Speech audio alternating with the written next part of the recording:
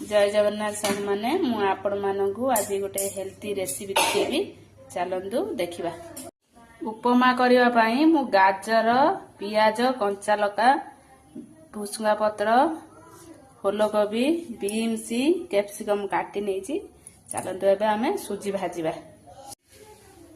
भाजी देली एबे सुजी रे टिके घी दे देली भलो भाबरे सुजी रे गोळै दबा घी को सुजी रे घी पकई भाजीबा तू उपमा टी झुरझुरा हबो।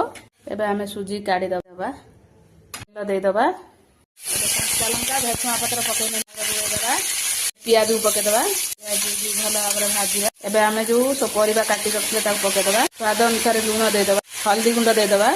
एबे भलो भाबरे गुळै दबा। एबे आमे सिजिबा को छाड दबा। एबे आमे देखिबा परिया सब सिजिलानी ना परिया सब सिझी गलानी। एबे पानी ऐड कर दबा दे दबा चीनी लूण पकेइथिली आ टिके अल्प पके दबा गोळे दबा भलो भाबरे पानी की फुटिया पई छाडीबा। एबे पानी फुटिए जे एबे आमे सुजी के ऐड कर दबा परे गुळेबा एपट सेपट करके भलो भाबरे गुळेबा झुरझुरिया हला पर्यंत। उपमा हमर हे इज रेडी। उपमाटी केमती लोक देखाउची निश्चित जणेबे। मो वीडियोटी केमती लागिला निश्चित जणेबे। लाइक शेयर सब्सक्राइब करिवे। फेसबुक रे देखुतले फॉलो निश्चित करिवे। जय जगन्नाथ सांग माने।